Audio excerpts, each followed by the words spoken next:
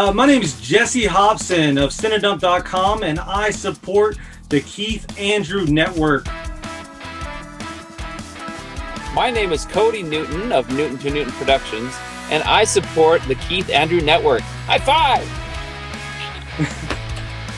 Ladies and gentlemen, welcome to the Keith Andrew Network. It is episode 797. That's right, episode 997, and we are 2 episodes away from 800. Today on the Keith Andrew Network, we have Jessie Hobson and Kody Newton. It's a great episode. Thank you for joining us, and make sure to like and subscribe to the Keith Andrew Network. The whole point of my talk show is to show people that even with having a learning disability, I can still amount to something. At the same time, I'm able to turn myself into an example for people out there dealing with any types of learning disabilities and disabilities. Never give up and prove people wrong. Prove to them that labels do not dictate who you are and who you're going to be. Just prove to them and still amount to something. What a great episode we have. Thank you for watching. Make sure to like and subscribe to the Keith Andrew Network. Let's jump right into it, and I'll catch you later.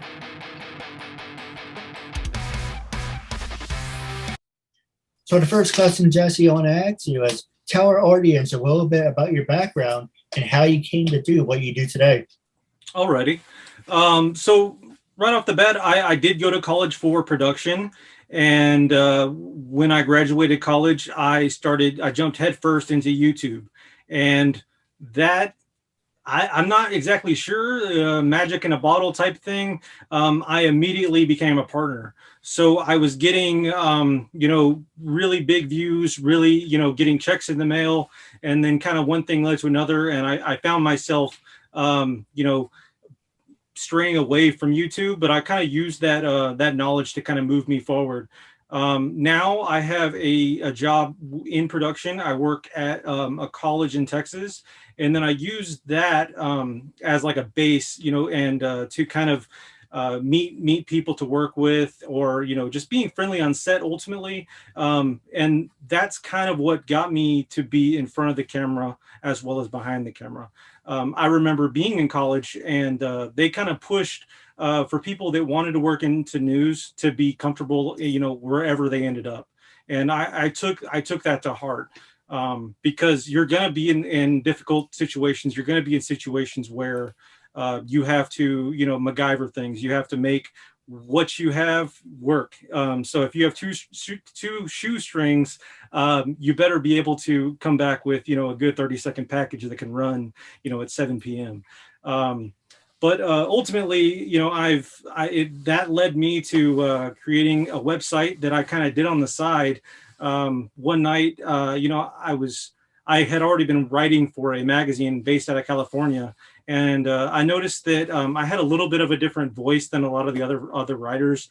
So I just started my own website. We call it Cinedump.com. We do interviews with actors, directors, kind of like a PR mega spot, if you will. We kind of showcase things that might get overlooked, but then at the same time, we promote the things we want to promote. We don't sugarcoat it. We also, tell the truth. And I think that's why a lot of people come back to our website.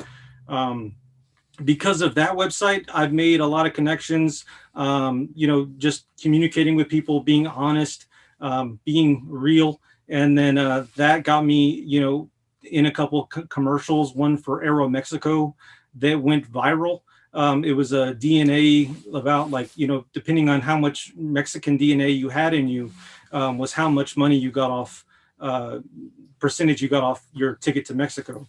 It was a campaign that Aero Mexico was promoting, and it went viral. It was on CNN, Yahoo, wherever you looked, you would see my face or one of the other actors, because when that started showing, it was supposed to be presented as if it was real, and a lot of people bought that, and that was pretty interesting. But that performance, got me into other movies, and then again, just being willing to listen and talking and kind of just being an honest person ultimately, and then being interesting, I think, enough to have a conversation with, leads to a lot of positions opening up for me in particular.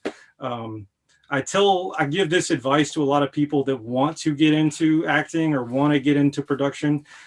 Just and it's going to sound so easy, but just being around it, like even if you have to sweep the floors, a lot of times they run out of bodies, you know, and in my field particularly, like we need bodies all the time.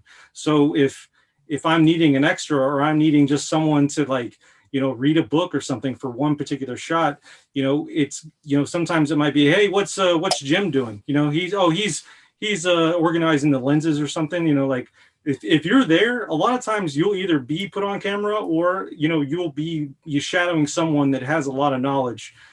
So I would just recommend maybe being present, and then also listening, because ultimately it'll get you on film if you want to be on film. And then ultimately there's a lot of information that, you know, is being thrown at you the entire time you're on a production.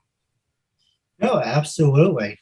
And I do apologize for last night. When I looked you up on Instagram, I didn't see all the information, but thank you for being reasonable and putting up with me. I had a brain fart, but I am very welcome to have you here. You know, for me, Yeah, that's I'm not a not, problem at all. Like my information is scattered all over the place. You know, if anyone after this is curious about me, LinkedIn, Facebook, IMDb, those are probably my main go-tos. But my Instagram is more so like my personal Instagram. So if you're interested in me, that's the place to be. no, absolutely. And I'm bad with names. It's Kody, right? It is Kody. I'm so used to seeing Kody with a C. Now it's a K. Yeah, well, my parents didn't know if I was going to be a boy or a girl, so they put a K. Well, it's a nice name, regardless. But before we get to you, I actually, yes, was student, and I asked Jessie a question about Texas. Kody, what can you, same exact question, what can you tell us about yourself? So I am from Boise, Idaho. I'm a writer, producer, director. Ultimately, I want to be a director, and that's what I've been working towards the last 3 years. I had a very successful business buying and selling iPhones from my garage, and it turned out I didn't want to do that the rest of my life. And I always loved film. I made films with my family, and backyard films and whatnot. So I had a little bit of extra capital to make a feature film with my kids, and I actually shot it on my phone. And we made a 90-minute long film called Ninja Cowboy Viking, which is about a ninja cowboy and a Viking. But it was fun enough, and we actually showed it in 3 different states and theaters and raised $25,000 for Make-A-Wish. So, I mean, that's 3 different wishes for kids, because one of the kids in there, who's my nephew, he plays the Viking. He is a Make-A-Wish kid. So it seemed like a perfect melding of, oh, hey, we want to make something, and we raise money at the same time. But that feature film, it took me 1,000 hours to finish that thing, which is pretty hard to do. But when we watched it in theater, I knew I didn't want to do anything else. And so I dropped everything. I dropped my business. I went out and bought a Blackmagic Ursa Mini Pro and decided to learn movies so that I could make it my career. And now, 3 years later, I am booked as either a director or a director of photography on 5 different features this year. I just got back from Seattle, where we shot a Jason Friday the 13th fan film, which is a feature, in 8 days, but it was so fun. And now I'm prepping to go to Utah to direct a short film, and another feature I'm directing in May. So the big thing for me is I gave myself opportunities to fail, right? I went out and I just wanted to create as much as I could get my movies in the theater so I could watch it with audiences, and started to make almost like these spec short films, right? Where you could see the story, you weren't distracted by anything. I went out and bought an Arri Alexa also, which helps the production value of everything. And some of those films went on to win lots of awards, including some Best Actor awards for my kids. And strangely enough, a Best Acting award for myself also, as I acted next to my daughter. So that's where I'm at now. I mean, I can do anything on set because I've learned everything, but ultimately, you know, writer director really is what I'm striving to be, and we're pretty happy with where we're at right now. No, absolutely. And we're going to skip to commercial break us. I think this is going to be a great conversation for all three of us. Jesse, you also mentioned you won a couple of awards. Yeah, so a lot of my awards come from writing actually, and it's kind of interesting because while I did go to school for English, you know, I didn't actually have to take a script writing class when I was in college. I took like a personal study class, and we did a short film instead. So I've done a couple, or I have a couple awards. Let's see here. One of them I did. Let's see. Sorry. No, it's fine. You know, while we're on the subject, you know, we're writing a script. If you're able to write a script, can you also write a book? But we can go to that next question after you're done. I would not personally write a book, but let's see here. So I was a Texas Frightmare Weekend Festival judge. That's a horror convention that happens here in Dallas. It's one of the bigger ones in the U.S. I'm also a UIL Young Filmmakers Festival judge. So every year I grade students' films to get scholarships moving forward for the state of Texas. I have been nominated for Best Multimedia Site, Cinedump.com. And then also to that particular website, we were also nominated for that same award, the Rondo Hatton Classic Horror Awards. I had an interview with Lance Reddick, one of the actors from Lost and Fringe, and then another best website, and then the student film that I did when I was in college, it was also shown at a festival way back when. But outside of, I mean, since most of my awards come from writing, I'm fairly new as far as the acting goes. It's like, again, just kind of being on set, one thing led to another. You know, I went from being a background actor to being, you know, the face of a commercial, and then now, actually 2 weeks from now, I'm filming in St. Louis. We're doing a horror film with Dave Sheridan of Scary Movie fame, and Felissa Rose from Sleepaway Camp. So I'm one of the first deaths, or wait, I'm one of the deaths of the film. But my last film in VFW, which was filmed here in Dallas, I actually died twice in that film. So, you know, I guess I have a good habit of I guess I'm good at dying. So, you know, it is what it is, but maybe I'll get an award for that one day. You know, while on the subject, Sean Bean dies in all his films. Exactly. And he's a you know, a good person to look up to, because he definitely is known for that. And, you know, if I can be known for that, then, you know, there's definitely a route to take, you know, the away from, you know, opposite of him. No, I agree. Now, the next question is for Kody. And Okay. It's for both, the same question for both of you, but I'm going to start with Kody for this one. What do you consider to be your highlight of your production and being it? Well, let me rephrase that, because you're a producer. So what do you consider the highlight of being a producer? So every movie is a miracle, right? There's something magical when everyone gets together and they're able to create something that they can all call their own. So every single movie is always my favorite part. Especially when we finish it, we get to watch it in the theater with people. But as a producer, I had a story called No Daddy Daughter Dance that's kind of based on something that happened with my 9-year-old daughter. She's 12 now. But we made this movie together, and I had to act and direct at the same time, which is never fun. But I had to do it because it was my daughter, and there had to be that connection with her.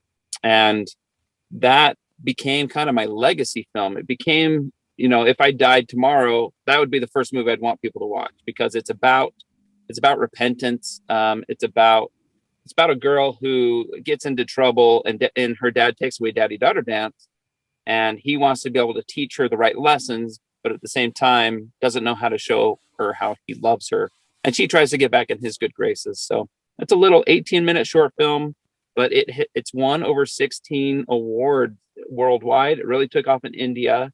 I think it's because there is some dancing. It's the daddy-daughter stuff, and I do cry in it also because it was something that was so dear to me. So far, that has been the thing that I've been most proud of as a producer, because it wasn't easy at all. What about you, Jesse? Same exact lesson. So as far as being like in front of the camera, like I think my favorite, or one of the things that stands out for me is when I was a child, USA Up All Night was a big thing for me. And I remember being at a friend's house, and it was around Halloween time, and they turned on USA, or maybe someone was flipping through the channels, and there was a scene of Puppet Master, and it was just a little brief piece that was like, oh, coming up next, Puppet Master. And it not even the movie, just the little snippet scared the bejesus out of me. And I'm telling you, for real, it's haunted me till this day. And my grandpa was in Texas, where we all have some sort of affiliation with oil. My grandpa worked in the oil industry, and he was down in Mexico on some business trip, and of course, what do you want from Mexico, Jess? And I said, oh, candy or something, and he brings back a marionette. And it scared me so much that I threw up. I got sick. And the point of the story is that I buried that puppet because it scared me so much. And then that was the end of that puppet. But it always lingered in the back of my mind that puppet could still haunt me. Well, when auditions or openings opened up for Puppet Master here in Dallas, because Fangoria was reigniting that series, it quickly became one of the things I had to be in. And I, again, strike a magic. Maybe it was the puppets doing, but somehow I ended up in one of the main scenes in that film. And I had a really good scene at a bar with a bunch of the lead actors. That was really cool. And, I remember thinking to myself, this is all because of that puppet. Had I not been scared of that puppet, I wouldn't have had this asphyxiation with Puppet Master. And that's kind of led me to down the road of being in horror films and being in the Fangoria films. As far as producing content, the quick answer for that is I got to interview Emil Hirsch. I think he's one of my favorite actors, and he was doing a Western, and I got to interview him. And at the end of the interview, he said to me, this was one of my favorite interviews ever. And the PR company that set up the interview was like, yeah, he only took 2 interviews. And he said to, make sure to write your name down because you asked, interesting questions. And I thought that was really cool, that to be singled out by, an actor you hold such a high regard, because it's Emil Hirsch. He called me from Spain or something. That's crazy. No, absolutely. And while we're on subject of being scared and having just a crap scared out of you, I always hated the weasels from Who Framed Roger Rabbit. Yeah. Yeah.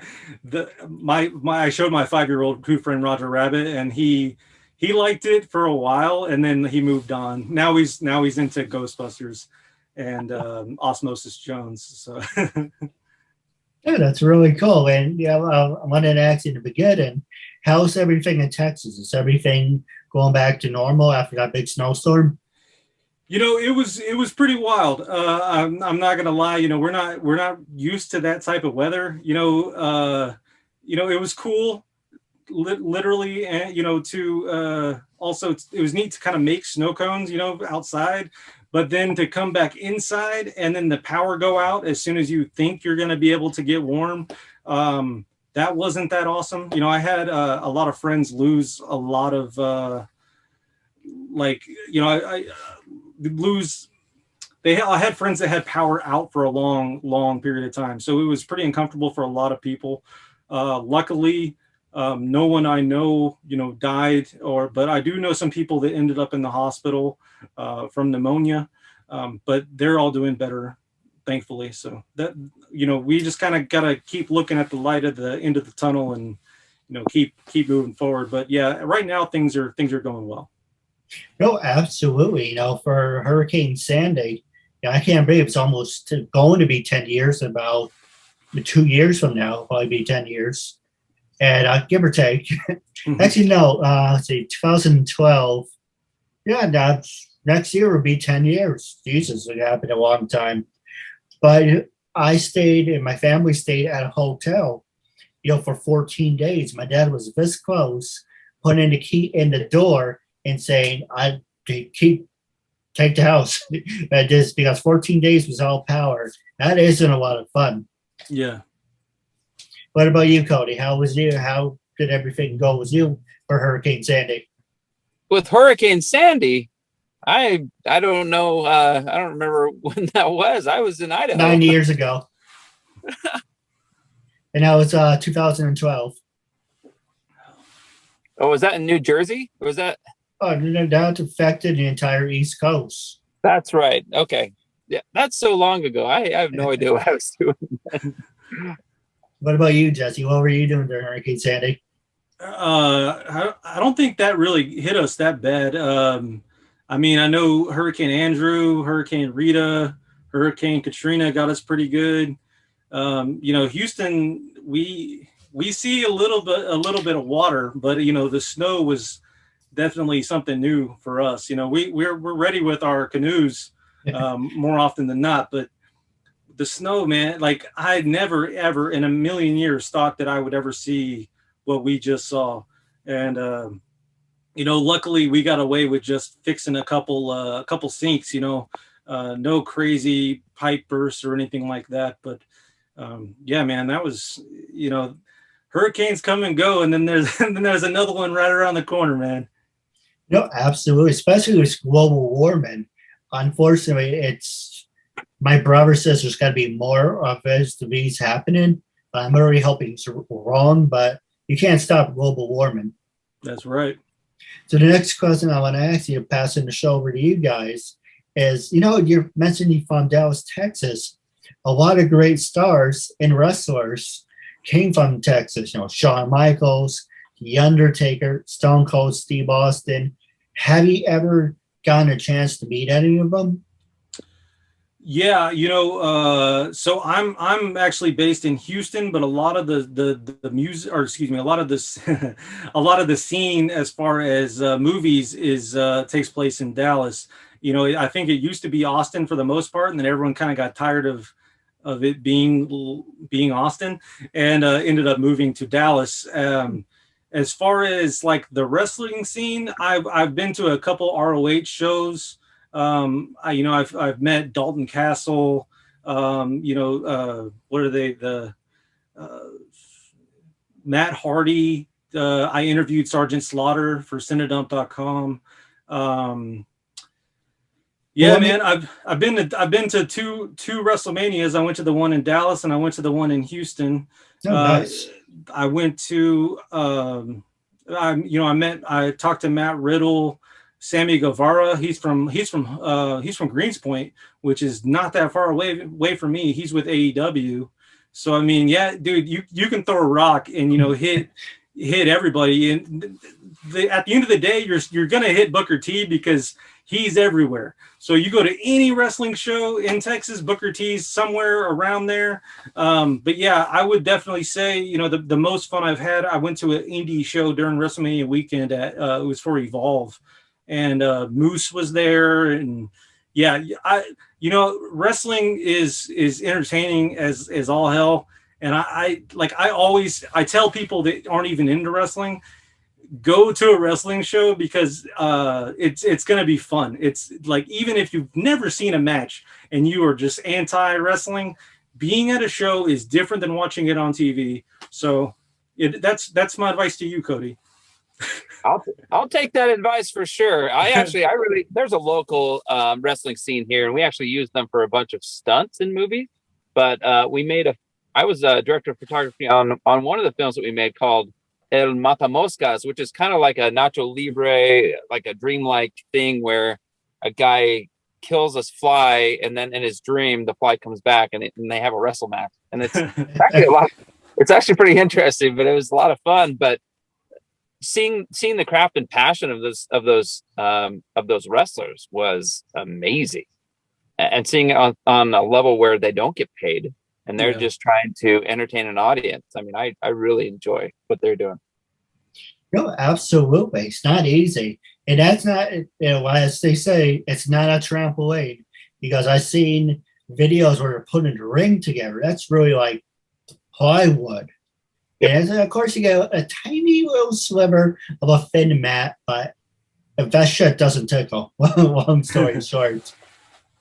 But one thing I do want to ask you, wrapping up the show, is, it's funny. I actually met Sergeant Slaughter at, I think it was a WrestleCon. Very nice. Stupid question.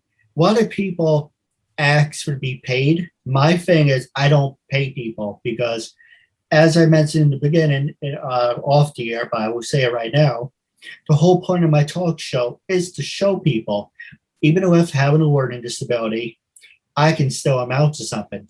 And at the same time, I'm able to turn myself into an example for people out there dealing with any types of learning disabilities and disabilities, to never give up and prove people wrong. Prove to them that labels do not dictate who you are and who you're going to be.